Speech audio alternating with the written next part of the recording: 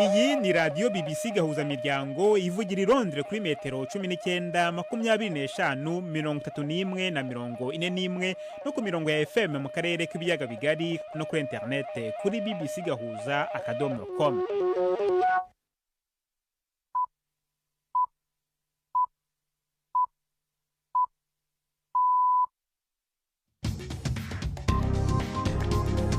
Ubu ni saa 10 n'igice ku isaha mpuzamahanga ya GMT, ni saa 12 n'igice ku isaha yo mu Rwanda no mu Burundi. Muri studio muri kumwe na Jacques Niyitegeka. Muri mwese izi ni ingingo z'ingenzi zigize ano makuru. Urukiko rw'ubujurire muri Leta Zunze Ubumwe za Amerika rwanzuye ko Donald Trump adafite ubudahangarwa ku byaha byo kugerageza guhindura ibyavuye mu matora ya perezida muri 2020 kugira ngo agume ku butegetsi. Mu Rwanda umunyamakuru Cyuma Hassani yasabye ko urubanza rwe mu rukiko rw'ubujurire rwaburanishwa n'abacamanza batatu aho kuba umucamanza umwe. Twanagaruka no ku masezerano y'ubumwe bw'abarundi yaragamije kurangiza indyane zishingiye ku moko.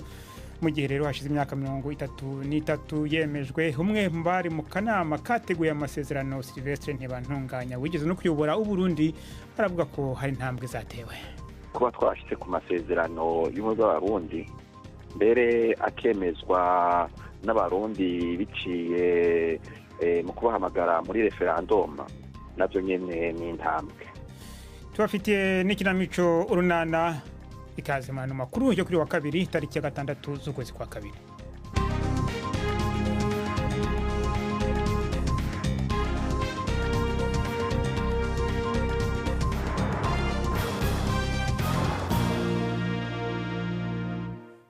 Ano makuru ku buryo burambuye reka tuyahere muri Leta Zunze Ubumwe za Amerika, aho urukiko rw'ubujurire muri icyo gihugu rwanzuye ko Donald Trump hadafite ubudahangarwa ku byaha aregwa byo kugerageza guhindura ibyavuye mu matora ya perezida yo muri 2020 kugira ngo agume ku butegetsi. Abacamanza batatu bahurije ku cyemezo cyo gutera utwatsi ibivugwa na Trump ko adashobora gukurikiranwa mu bucamanza kubera ko yari perezida igihe bivugwa ko yageragezaga kuburizamo igikorwa cyo kwemeza ku mugaragaro ibyavuye mu matora. Bavuze ko wahoze hari perezida Trump ubu yabaye umuturage nk'abandi ufite uburenganzira bwose bwo kunganira n'undi muntu wese uregwa. Bwana Trump uri ku isonga ry'abahatanira guhagararira ishyaka ry'aba Republican mu matora y'umukuru w'igihugu yo mu kwezi kwa 11 k'uyu mwaka. Birashoboka cyane ko hazajuririra kino cyemezo mu rukiko rw'ikirenga. Umukuru w'akanama k'umuryango w'ubumwe bw'Uburayi Ursula von der Leyen yatangaje gahunda yo gukuraho icyifuzo cyo kugabanya kabiri imiti yica udukoko mu myaka mu bihugu bigize uwo muryango. Yavuze ko cyari cyarahindutse ikimenyetso cy'ubwiyumvikane buke. Birasa nkaho abikoze kugira ngo acubye imyigaragambyo y'abahinzi mu bihugu binyuranye bigize uwo muryango. Iki cyifuzo kandi cyo kugabanya kabiri imiti yica udukoko mu myaka cyari kimwe mu byo abahinzi batishimiye. Madame von der Leyen yavuze ko abahinzi bagomba gutegwa amatwi kandi benshi basanga baremerewe cyane n'amabwiriza y'umuryango w'ubumwe bw'Uburayi. Hagati aho imyigaragambyo mishya yabaye muri Espagne, aho abahinzi na tinga zabo bafunze imihanda. Umuyobozi w'urusengero rutanga inyigisho zishingiye ku munsi w'imperuka n'abandi baregwa na hamwe bashinjwe mu rukiko rwo muri Kenya icyaha cyo kwica abantu hafi 200. Paul Mackenzie n'abandi baregwa na 29 bahakanye icyaha mu rukiko rwo mu mujyi wa Malindi. Mackenzie yatawe muri yombi mu kwezi kwa 4 k'umwaka ushize nyuma yo gutaburura imirambo irenga 400 mu ishyamba riri ahiherereye. Ni inkuru ya Anne Soy mugezwaho na Fenega Kwaya. Paul Mackenzie yageze mu rukiko azanywe n'imodoka ya bisi ya gereza. Yasaga n'umuntu usanzwe kandi yabonekaga arimo kujya inama n'abamuburanira. We nabo baregwa hamwe bahakanye ibyaha byo kwica abantu 191. Hambere yari yashinjwe ibyaha byo gutera ubwoba, kugirira nabi abana, gushyira ku ngoyi, ariko byose yarabihakanye. Ubu yarasanzwe ari mu gifungo yakatiwemo umwaka umwe kubera video yakoze akanazikwiza video z'inyigisho ze zateye impaka kandi atarabifitiye uburenganzira. Abarokotse babwiye BBC yuko basabwe kwicisha inzara kugeza igihe bagiriye mu ijuru kandi ibyo byatangiriraga ku bana bato. Paul Mackenzie ariko yari yaravuze yuko atigeze ahatira umuntu n'umwe kwicisha inzara, ibyo abasenga bita kwiyiriza. Reka tuve muri Kenya tujya mu Rwanda, aho umunyamakuru Dieudonné Niyonsenga uzwi cyane ku izina rya Cyuma Hassan yasabye ko urubanza rwe mu rukiko rw'ubujurire rwaburanishwa n'abacamanza batatu aho kuba umucamanza umwe. Niyonsenga yajuririye igihano cy'igifungo cy'imyaka 7 yakatiwe muri 2021 kubera inyandiko mpimbano no gukora itangazamakuru mu buryo butemewe.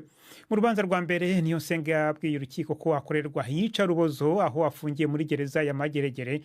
Imiryango mpuzamahanga iharanira uburenganzira bwa muntu yamaganye ifungwa rye isaba ko yarekurwa. Iyi nkuru rero y'umunyamakuru wa BBC Yves Bucyana uri muri Kenya turayigarukaho mu kanya. Reka tube tugiye muri Somalia, aho abatuye mu murwa mukuru wa Somalia Mogadishu bavuga ko abantu batari munsi y'10 bahitanywe n'ibisasu byinshi byaturikiye mu isoko rinini ridasakaye ryo muri uwo mujyi. Abandi benshi bakomeretse. Abayibonye bavuga ko ibyo bisasu byaturikiye mu duce 4 two hagati mu isoko rya Bakara. Ntabwo byahise bisobanuka uwabigizemo uruhare, ariko umutwe ugendera ku matwarakazi y'idini ya Islamu wa Al-Shabaab ukunze guturitsa ibisasu muri Somalia.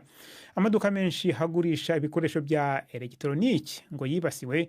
Umwe mu bayobozi mu rwego rw'akarere yashinje Al-Shabaab maze avuga ko abacuruzi bibasiwe kubera kwanga kuyiha amafaranga. BBC gahuza miryango muradukurikira kandi kuri Kisoro FM mu majyepfo ya Uganda. Mu Rwanda no mu Burundi tugeze ku isaha ya 12:36.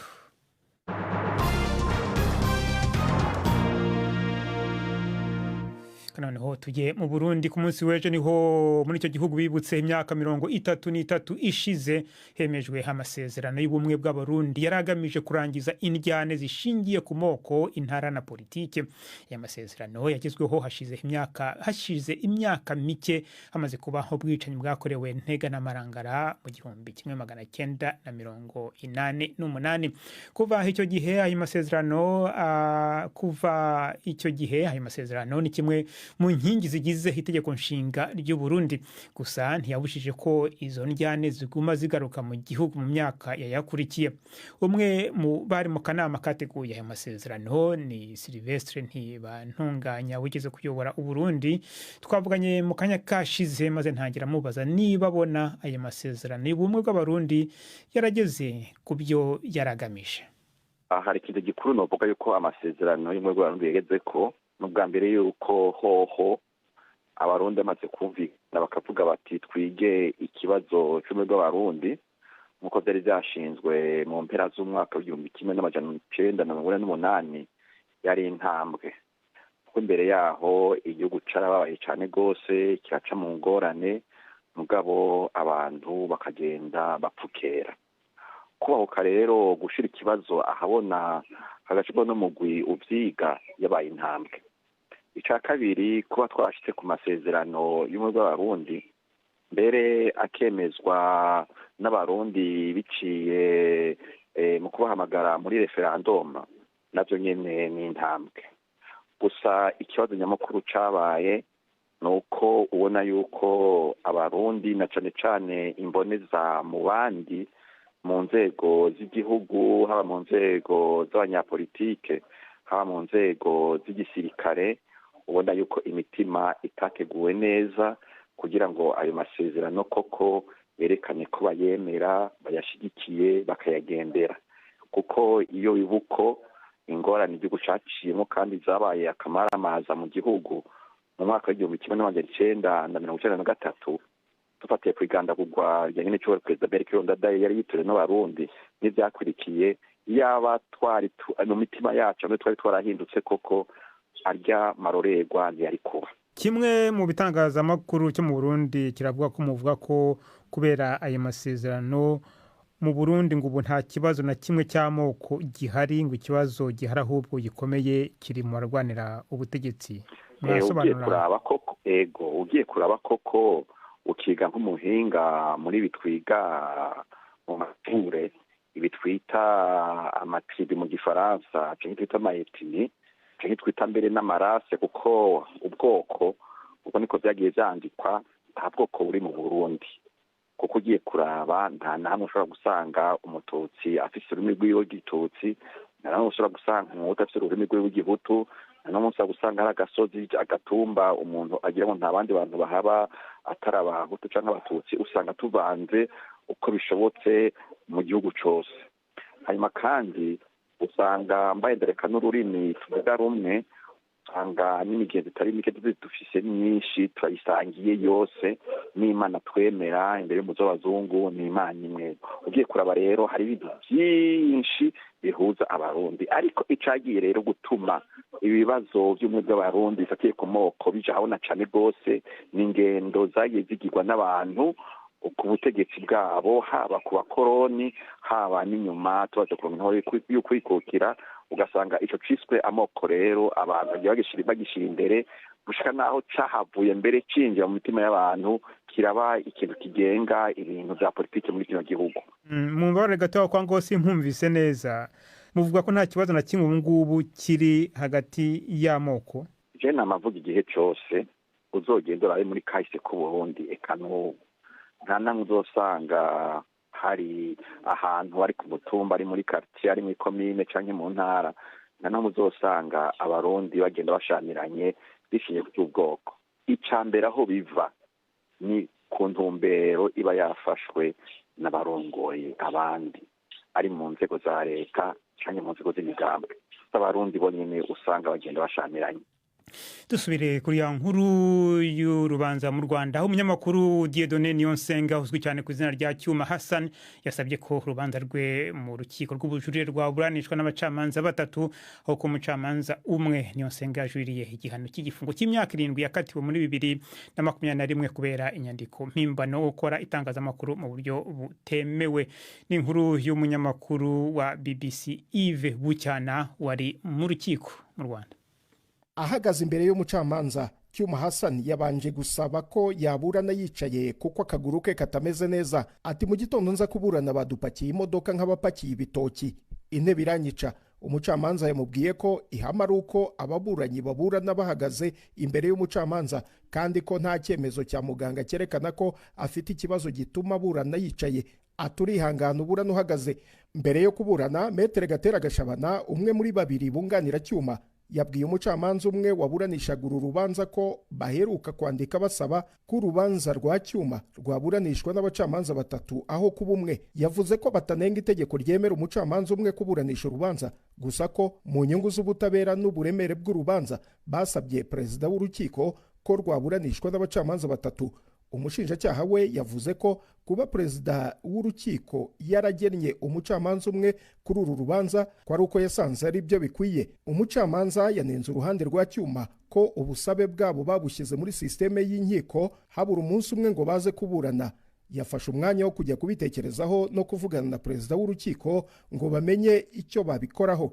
Mu gihe kitarambiranye, umucamanza yagarutse avuga ko uru rubanza rusubitswe kugira ngo perezida w'urukiko abone umwanya wo gusubiza ibyo uruhande rwa Cyuma Hassan rwasabye. Avuga ko Cyuma Hassan azamenyeshwa igihe azagarukira mu rukiko kuburana. Ni urubanza rwakurikiranywe na bamwe mu bakozi ba ambasade zirimo y'Ubwongereza n'Amerika ndetse n'abo mu muryango wa Cyuma Hassan. Uyu wamamaye mu nkuru zo kuri YouTube mu mwaka wa 2021 yakatiwe gufungwa imyaka 7 ku byaha bitatu birimo gucura ikarita y'itangazamakuru no kwiyitirira uwo mwuga, ibyaha we yahakanye. Ambasade ya Nigeria muri Afrika y'Epfo yaburiye abanyanigeria bari muri icyo gihugu bashyigikiye ikipe y'umupira w'amaguru y'igihugu cyabo kwirinda kwishima ku buryo bukabije cyane Nigeria niramuka itsinze Afrika y'Epfo mu mukino wa kimwe cya kabiri mu gikombe cya Afrika cy'ibihugu uteganijwe ejo kuwa gatatu muri Cote d'Ivoire. Birumvikana ko ibi ambasade yabibasabye kugira ngo birinde gushotora abafana b'ikipe ya Afrika y'Epfo bashobora kubiraramo kubera gutsindwa maze bakabagabaho ibitero byibasira abanyamahanga. Ambasade ya Nigeria muri Afrika y'Epfo kandi yavuze ko kuri internet habonetse amagambo ashobora guhindukamo rutwitsi y'abanyafrika y'Epfo avuga nabi abanyanigeria. Hashize igihe kirekire ikipe ya Afrika y'Epfo bafana ni ya Nigeria izwi ku izina rya Super Eagles arebana nk'abakeba. BBC gahuza miryango umwanya w'ikinamico urunana.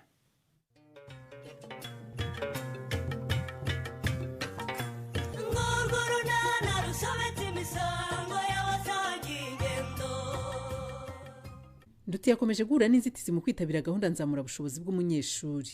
Hagati aho Claire mu ngamba zo gukemura ikibazo cy'uburwayi bumaze iminsi bwibasiye inkoko ze. Nurunana: kandi nukomeza gutinda ndagusiga Kere, ubu uri mu biki waje tukajya kwiga? Uretse ariko papa banza nyemerere kumfasha.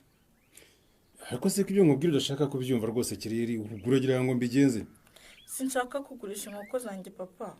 ariko se ntagaye nasi ukubwira ko kubaka ikiraro byaguhenda, ubundi ubutaka bwo kucyubakamo bwo burangana ikiraro. Oya, ubutaka bwo si ikibazo kampa, nyamara si ikibazo, twakubaka tujya hejuru, ariko uretse ko nabyo bihenze. Byonyine hakiriwe ikiraro cy'imbaho kandi nazo murabizi zirahenda. Erega banambwiye ko hari ikiraro cyimukanwa papa, ibyo by'ubutaka bya Rurera.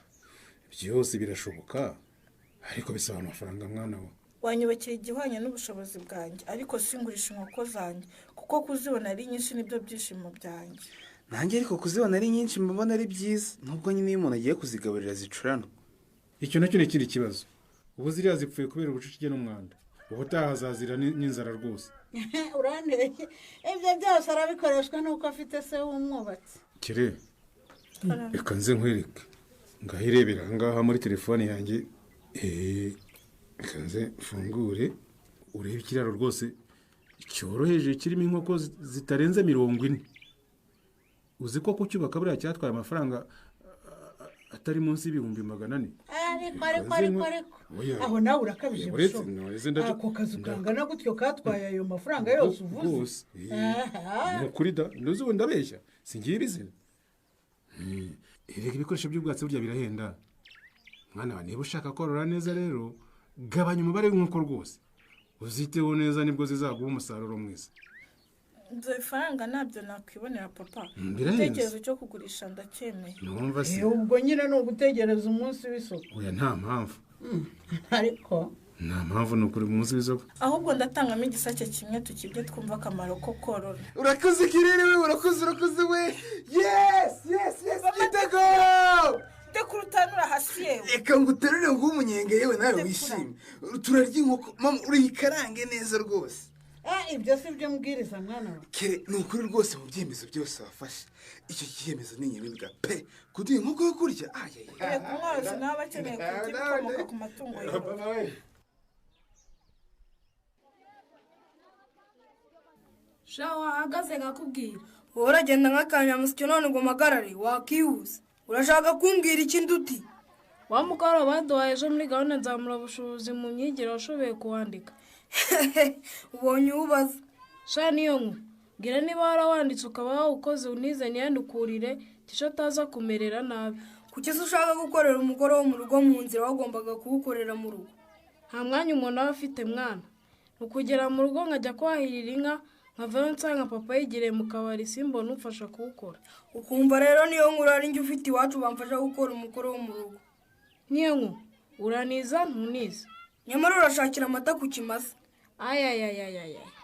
Nibyo ko utigeze witabira gahunda nzamurabushobozi mu myigire. Niyo mpamvu nanjye nkubwiye ngo urashakira amata ku kimasa. Urumva uwo mukoro narawukoze ne kandi barawubahaye n'ahari. Mana we, usa ndatira ndewe. Nibeshye ngatira narame yanseka. Wose na Sano barirata ngo nabahanga. Mutoni wase we nanjye turi nk'injangwe n'imbeba. Ese mama, niyo mpamvu wahisemo ko twibera inshuti kandi ari bo muturanye. Njye sinkunda abantu biyemera. Nanjye nikomeze rwose, niyo mpamvu gucudika nawe byanyoroheye, duteye kimwe. Nuko mbona ugiye kumbera inyatsi, umuntu utagiye yitabira gahunda nzamurabushobozi mu myigire se urumva utazarushaho gutuma mbu wa nyuma. Wowe nuza agafilime gashyushye mba ngiye kureba sha. Nyuma ya saa sita hariya mu isantere bakunze gushyiramo filime nziza z'umuriro. Ese mama, niyo mpamvu akenshi tuva kurya nkabona uhise unyerera. Cyane rwose, iyo turi burebe uyu munsi mana yanjye we ni nziza, nabonye igishushanyo cyayo ndavuga ngo menya nayibonye narwara. Ko numva bishobora kuba ari byiza we. Isasu ribe ririmo mana yanjye we, noneho akitera arica de banda musatuyemo kabiri. Ko numva biteye ubwoba niyo nku. Ubwoba bw'ikiza si filime cyangwa de bande we naba yamuhemukiye, agomba kumuturitsa di. None se we, bisaba iki ngo nanjye nzajye nza twijyanire kureba filime? Si kashi se hari ikindi? Kashi? Mani wa muturage we, amafaranga. Nabyumvise ariko se urumva naya. Nose urumva ari ukugenda ugaseka bakakubwira ngo njera mani bisaba amafaranga. ubwo nanyirebye rero nawe nayakura. umva kandi nawe uri bumureze kuki utashaka kugira ngo uzaze mujyane wirebere ukuntu wari waratanzwe byiza.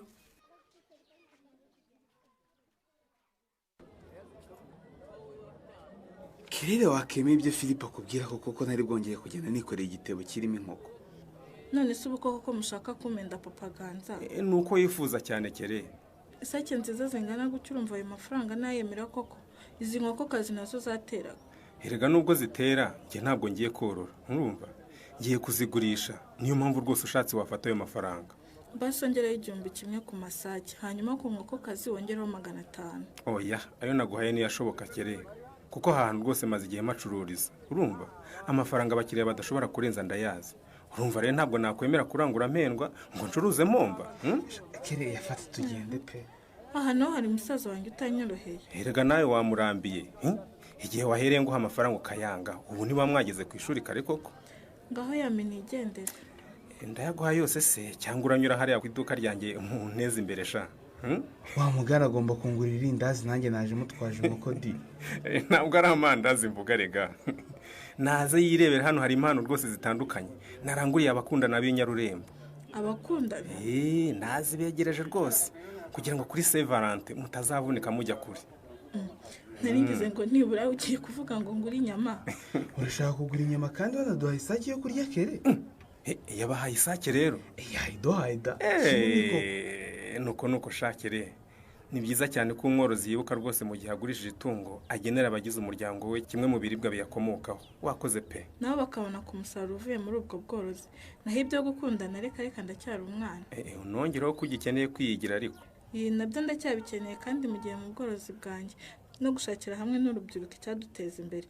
Ibyo bizaza tumaze gukura.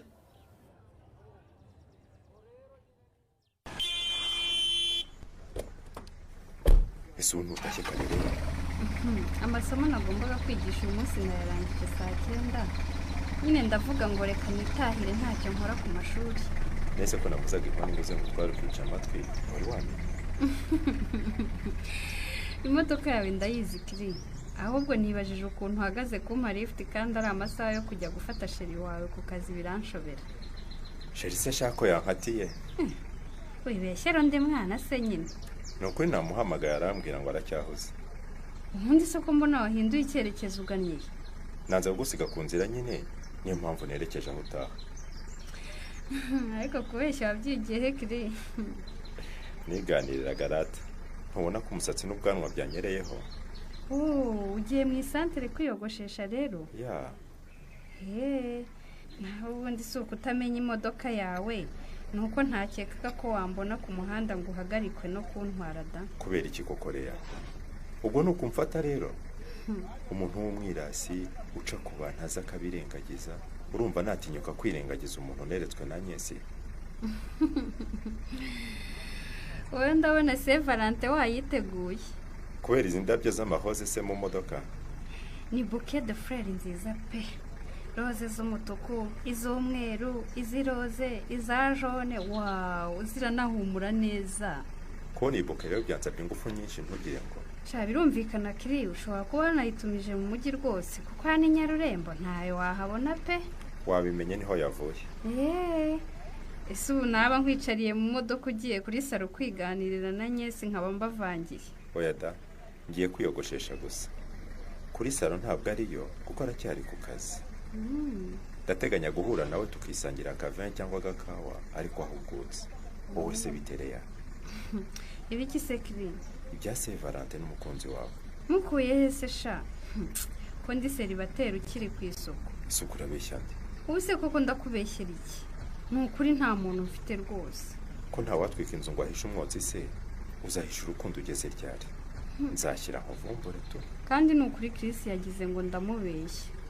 Wambwiye uwo munyamahirwe ko mumenye ntacyo byagutwara.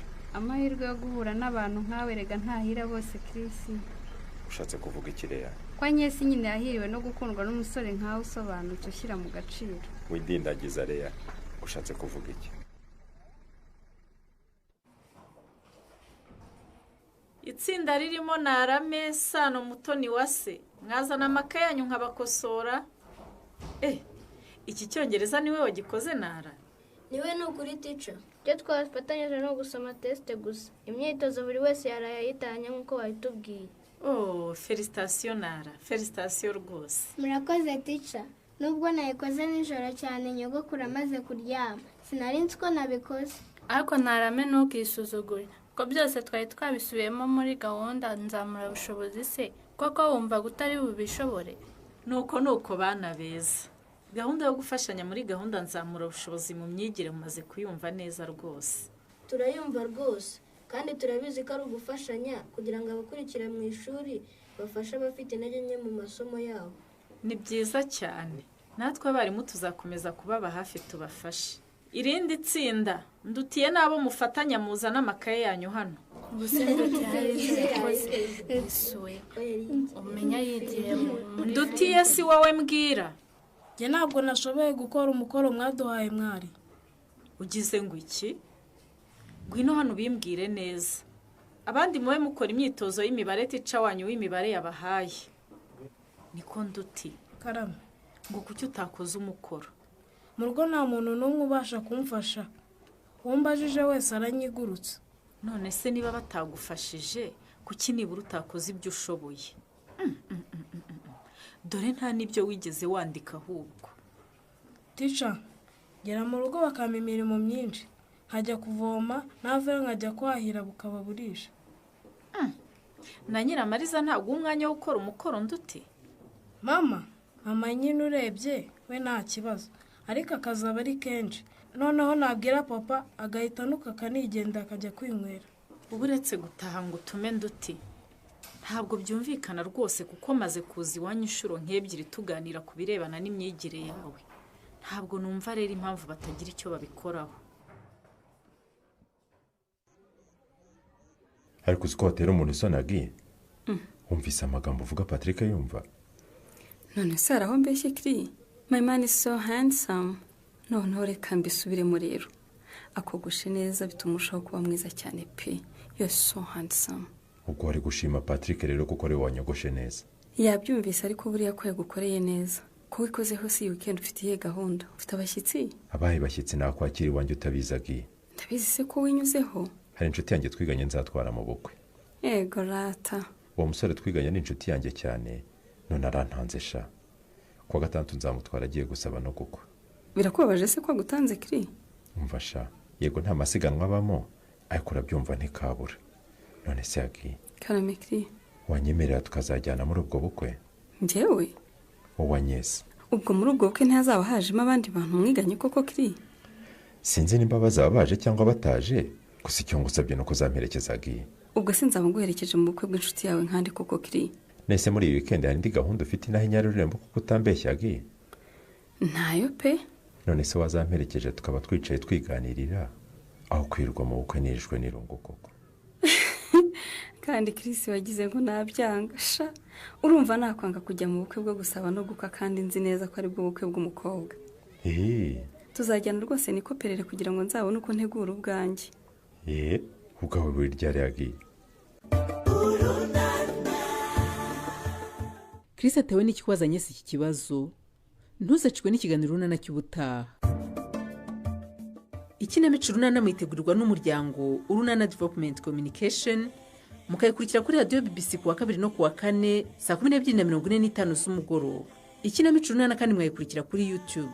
kuyigeraho andika ijambo ikinamico runana official maze utange n'ibitekerezo. uramutse ufite ikibazo cyangwa igitekerezo kandi wifuza kutugezaho, watwohereza ubutumwa bugufi bwanditse kuri telefone igendanwa 0783 18 10 64. mushobora kandi kunyuza ubutumwa kuri page yacu ya Facebook. kuyigeraho no kwandika ijambo urunana. dusubikiye ikiganiro runana cy'uyu munsi, naho butaha. barakoze bagenzi bacu mu kinamico runana. nibo rero bashoje amakuru yacu yo kuri wa kabiri, n'amakuru yari ahagarariwe na Prudence Ngiyumva, ku buhanga bw'ibyuma hari Susan Lennon. mwakoze cyane guhitamo BBC gahuza miryango.